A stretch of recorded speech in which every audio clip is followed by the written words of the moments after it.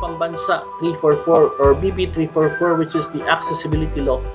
So we're going to discuss like in our previous discussions. First, we're going to start with discussing the basic law. Then afterwards, I'm going to require you to make a summary of its IRR, implementing rules and regulations, which contains the standards. Okay, so let's start discussing Rule 1. So Rule 1, the scope and application.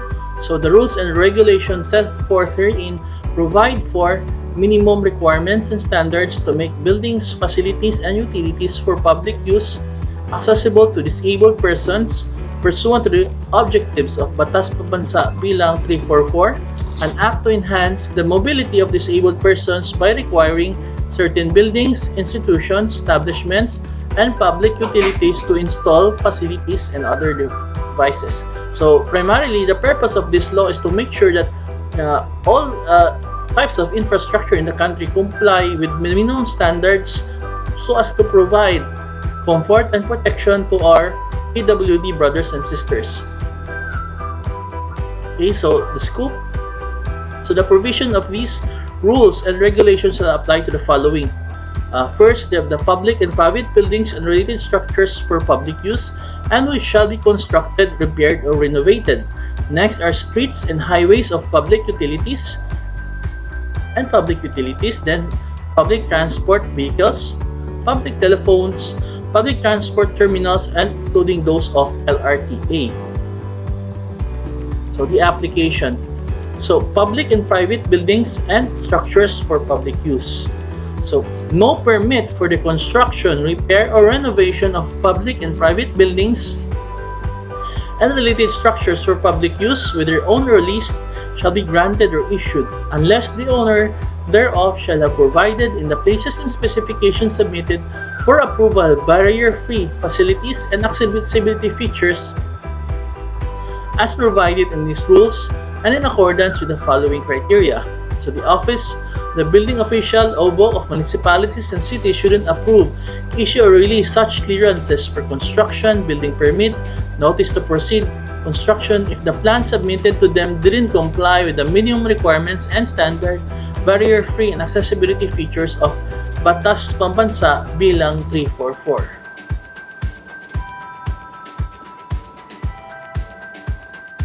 So another application is the building and related structures to be completed.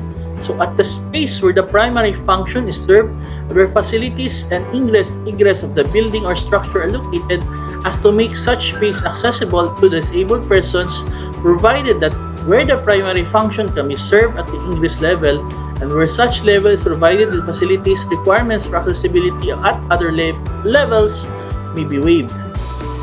Okay, then 10% of the total number of units of government-owned living accommodation shall be accessible and fully usable by the disabled persons, with any fractional part in excess of 1/2 in the computation thereof to be considered as one unit.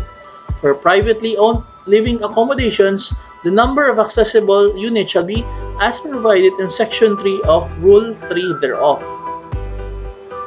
So what does this statement mean? So the first statement here. So at the space where the primary function is served, where facilities and ingress of a building or a structure located as to make such a space accessible to disabled persons, provide however that where the primary function can be served at the ingress level and where such levels provide the facilities requirements for accessibility at other levels may be waived. So the meaning of this class that if you provided already accessibility requirements for the main portion of a structure or building, then the other levels, the accessibility requirements could be waived. So if you are, for example, if you're a 3-story building, you don't need to comply the other levels the same way as you're going to do with the ground floor. Okay, but for me, class, when you design a structure, for me it is much better if you're going to design the whole building to be functional, even those even to PWDs. Okay. Then you have the application. So parking area and slots. So strategically locate parking areas near, from, and to building entrance and exits. Okay, class. So now, when you do your architectural design projects, always make sure that you have a space for PWDs. I think you already know its dimension. I think it's a 3.7 by something. I forgot about the length. 3.7 by 5. Okay, so you do your research on that. Okay, and then don't forget to write the symbol. Okay.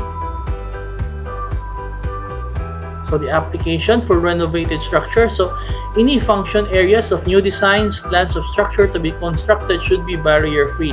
So access to elevator, accessible at any other level, should have a clearance minimum of 800 mm. So the exceptions, so emergency areas are not subject to barrier free access. Always provided fire hose cabinets and fire extinguishers. Providing signage for directing access should meet the standards of this code.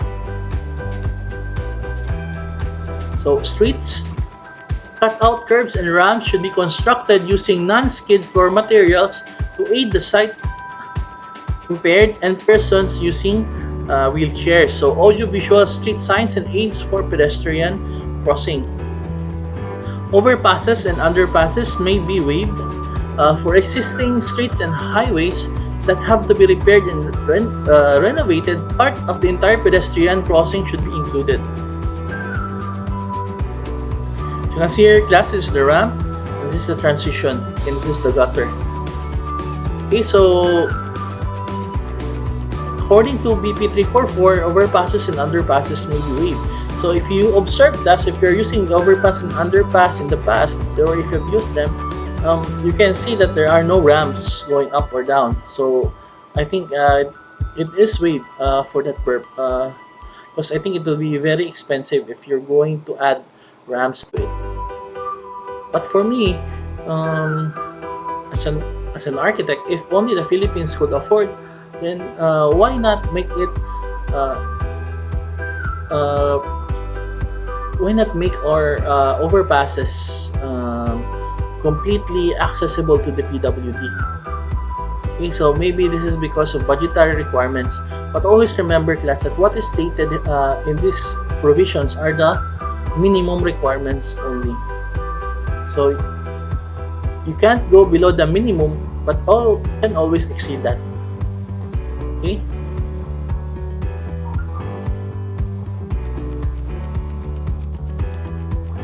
Then the application, so telephone booths accessible for disabled persons. So provide one telephone booth on particular place and shall be accessible to a disabled person.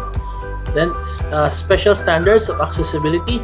Methods and materials are subject to approval of the National Council for the Welfare of Disabled Persons. So if you can look at this, class, the telephone booth, I think this is for the those who are users who don't have disabilities, while this one is for persons who are using wheelchairs, so it will be very accessible.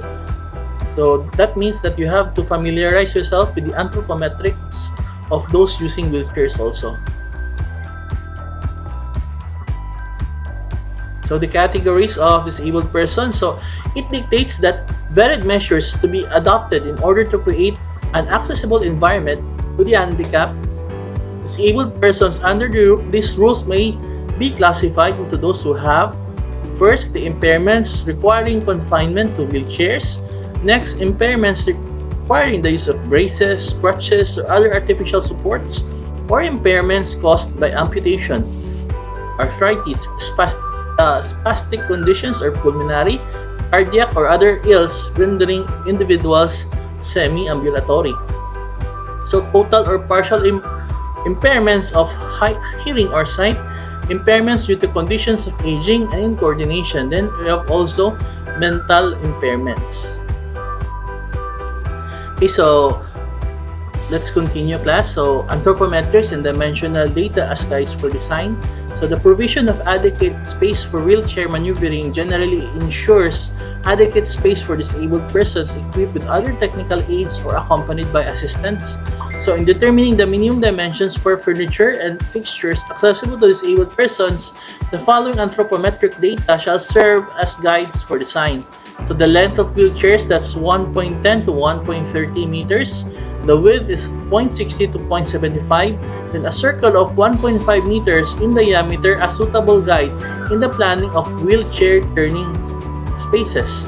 So the comfortable reach of persons confined to wheelchairs is 0.7 to 1.2 meters above the floor and not less than 0.40 meters from room corners. So the comfortable clearance for knee and leg space under the tables for wheelchairs is 0.70. Counter height shall be placed at a level comfortable to disabled persons. So these are the basic planning requirements. No group of people shall be deprived of full participation and enjoyment of the physical environment or be made unequal with the rest due to disability. So in order to achieve this goal adopted by the United Nations, certain basic principles shall be applied. So the first is accessibility. So the built environment shall be designed so that it shall be accessible to all people. This means that no criteria shall impede the use of facilities by either the handicapped or non-disabled citizens. Next is reachability. Provision shall be adapted and introduced to the physical environment so that as many places or buildings as possible can be reached by all. Then the usability. The built environment shall be designed so that all persons, whether they are disabled or not, may use and enjoy it. Next is orientation. So finding a person's way inside and outside of a building or open space shall be made easy for everyone. The next is safety. Designing for safety measures that people shall be able to move about with fewer hazards to life and health. Then workability and efficiency. So the built environment shall be designed to allow the disabled citizens to participate and contribute to developmental goals.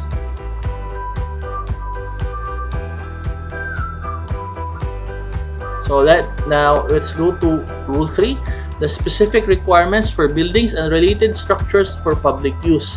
So the classification of building by use of occupancy. So let's decipher this one by one. You have the occupancy classified by categories enumerated in Section 710 of the National Building Code PD 1096 are hereby adopted.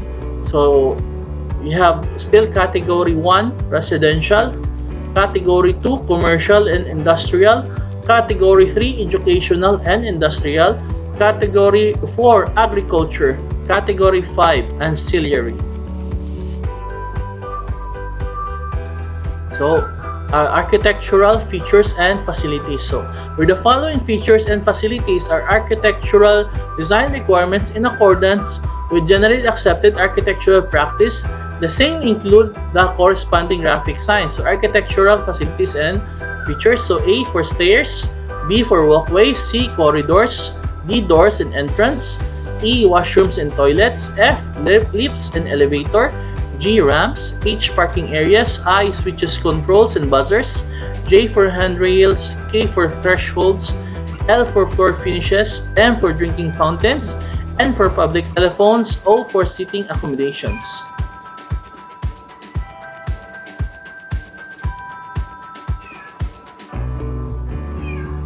So the standards of accessibility for special types of facilities. So the provision of this section shall apply to the specified type of facilities and identified specific requirements for accessibility and usability which shall be provided for each of the listed occupancy uses. So auditoriums, assembly halls, theaters, and related facilities. So seating for disabled shall be accessible from the main lobby to primary entrances, together with related toilet facilities. In all assembly places where seating accommodation is provided, there shall be spaces for the disabled persons as provided. So when the seating capacity exceeds 500, an additional wheelchair seating space shall be provided for each total seating capacity increase of 100 seats. So readily removable seats may be installed in these spaces when such spaces are not required to accommodate wheelchair users. The next is the application of barrier-free facilities and features. So graphics signs shall be bold and conspicuously installed in every access from point of entry to connecting destination. Walkways shall be provided with adequate passageway in accordance with the provision. Then width of corridors and circulation system integrating both and vertical access to egress level of the building shall be provided. Doors and entrances provided herein used as entry points at entrance lobbies as local points of congregation shall be designed to open easily or accessible from floor or to any point of destination. Washrooms and toilets shall be accessible and provided with adequate turning space. Then whenever the elevator is required, it should meet the requirements provided. Ramps shall be provided as a means of access to level of change going to entry points and entrances. Lobbies influenced by condition of locations or use. So this encourages class the use of ramps. So when you design your structures, your ramps should be integrated in such a way that you can reach the level of the entry points by using those ramps, and those ramps should be designed in such a way that it accommodates the use of wheelchair. The disabled can use it. Okay, then always make sure that the slope is not that steep, making it hard for someone using the wheelchair to push I don't know what's the right term, to wheel the wheelchair in the ramp. So because if the slope is too high, then it will be very difficult going up as well as going down. So imagine if the slope is 1:5 and a disabled person be using it in the wheelchair, so it will be very dangerous. Okay? So you have to study the standards for the ramps. So I think one of the most important things to always remember in BP344 class are the different slopes and also the sizes of the wheelchair to be safe. Okay, so parking areas shall be provided with sufficient space for disabled persons to allow easy transfer from car park to egress levels.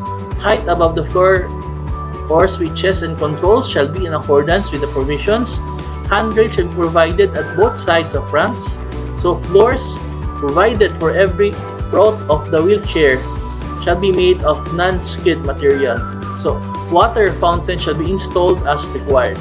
So we have to refer to Appendix A for illustrations of Rules 2 and 3 complementing Rule 2 of the previous implementing rules and regulations. Then Rule 4, the requirements for public transportation. So classification of public conveyances by mode of transport shall be as follows. So land transportation, we shall refer to buses having a minimum seating capacity of 50 persons for regular buses and 40 persons for air-conditioned buses. We shall include regular city buses, regular provincial buses, air-conditioned by city buses, Love Bus and Pag-ibig Bus, so I'm not familiar with this one, and air-conditioned tourist and provincial buses. Rail transportation, we shall refer to the 3 railways systems in the Philippine country. So the Philippine National Railways operating in Luzon, the Panay Railways Corporation operating in the island of Panay, and the Light Rail Transit Authority LRTA operating in Metro Manila. Then you have the water transportation. They shall refer to domestic passenger ships, ferry boat, and other water transportation vessels. Then you have air transportation. They shall refer to the domestic passenger airlines. Okay, so BP344 class also has some basic requirements or minimum requirements for public transport. But for us class, for us architects, our main concern are to make sure that the structures that we're going to design and build will have considerations for the PWD.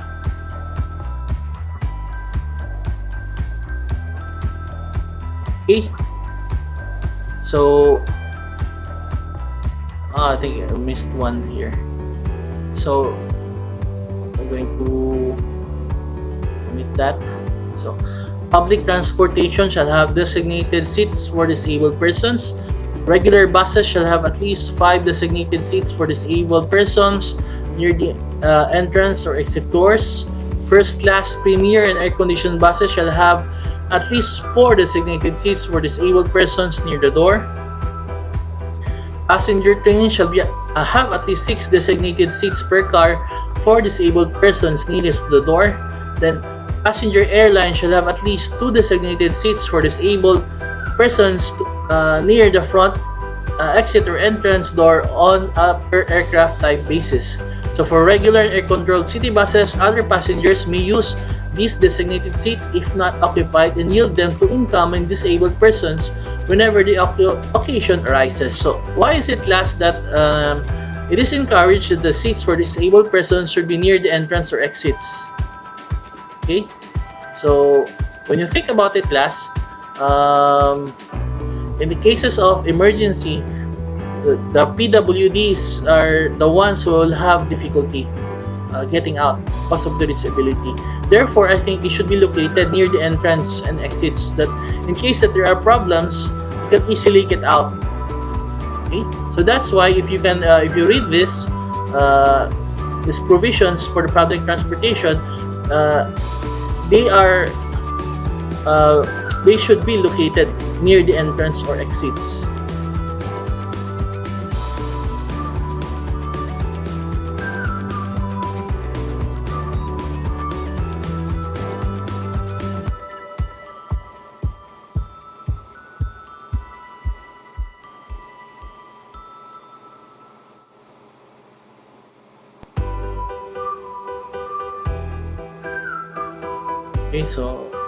So this one.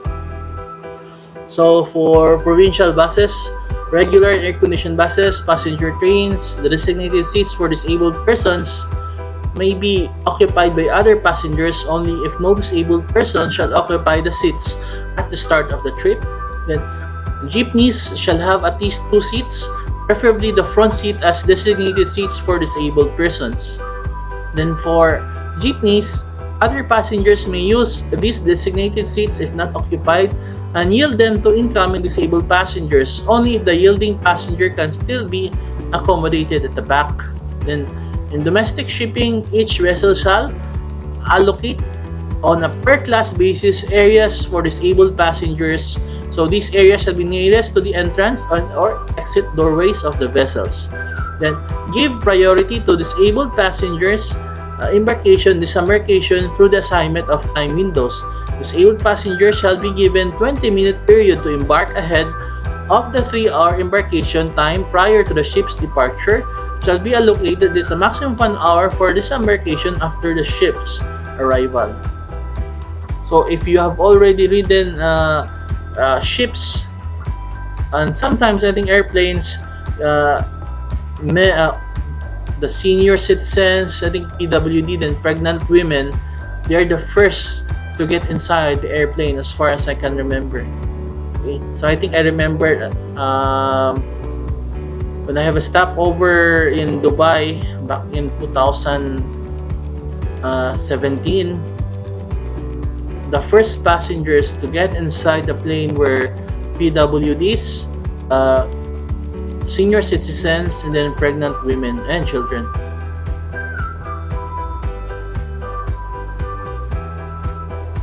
Okay, so I think these are samples of visuals for PWDs. So the designated seat shall be identified by the international symbol of access. Owners or operators of city buses operating in highly urbanized cities shall install in their units audio-visual aids such as buzzer, bell, flashing light to inform the driver of any alighting passenger. Then at least 1 deck and passenger ships shall be provided with accessible ramp, passageway, and access to gangways, galleys, safety equipment, and bunks, berth, cabins with dimensions conforming to the requirements. So number 8, last, this is something that I think I have experienced when we went to Hong Kong in 2018. Okay, so when you cross their pedestrian ways, there's some sort of buzzing sound Then yeah, I think yeah, there was some sort of buzzing sound. I think it was guiding those who are blind. Then you can see that the surfaces of their sidewalks, it's integrated with materials for use of the PWD. So I really hope, class, that someday the Philippines would also adapt uh, these things, because they are important if we wish to progress as a nation, as a society. Then you have Rule 5, Administration and Enforcement. Responsibility for administration and enforcement. The administration and enforcement of the provisions of these rules and regulations shall be vested in the Secretary of Public Works and Highways and the Secretary of Transportation and Communications, in accordance with the functions and jurisdictions of the respective departments as provided for bylaws as allows.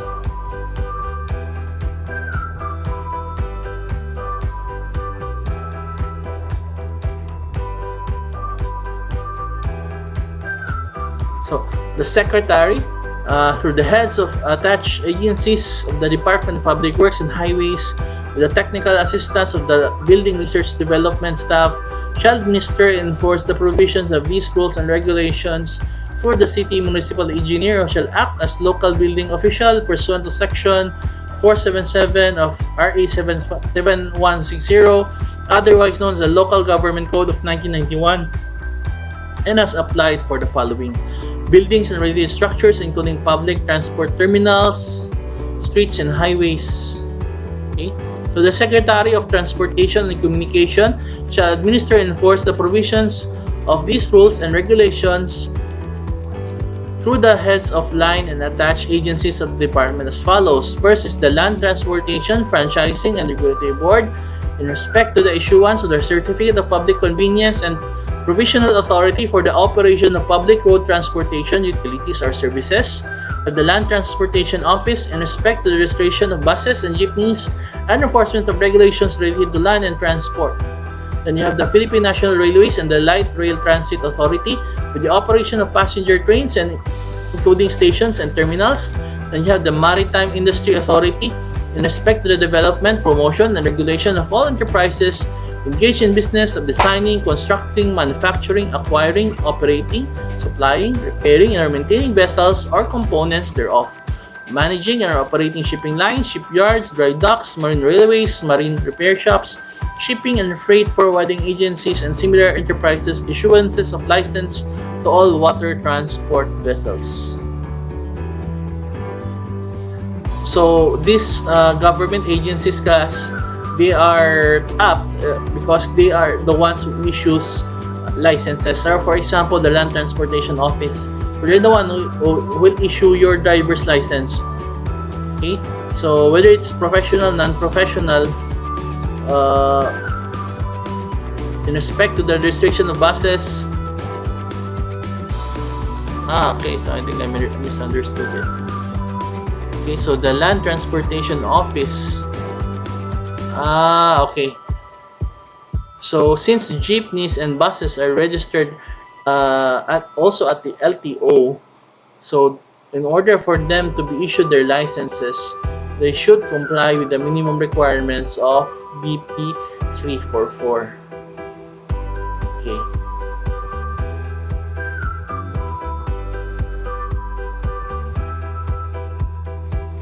So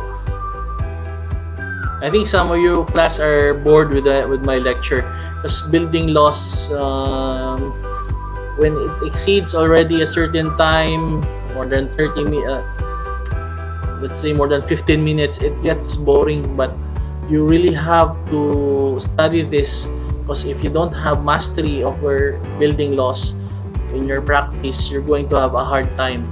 Okay, and also remember, class, that you are hired by your clients not only because of your skill in designing, but also to make sure that what they are going to design, what they're going to make you design, will conform with the laws of the Republic of the Philippines.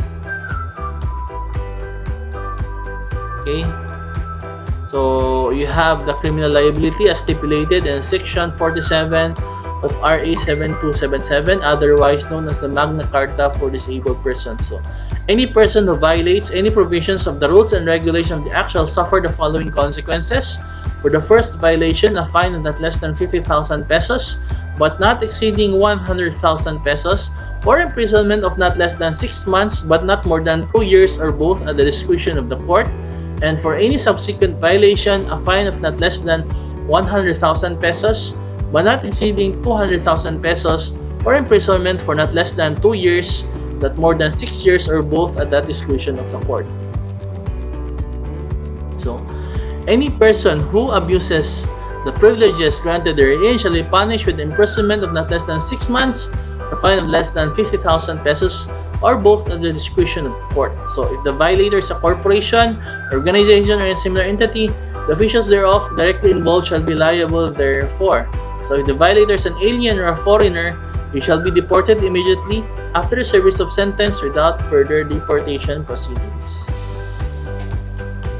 So, persons or individuals liable for any violation of this act. So, we have for buildings, establishment, and structure, you have the owner or the operator of the building.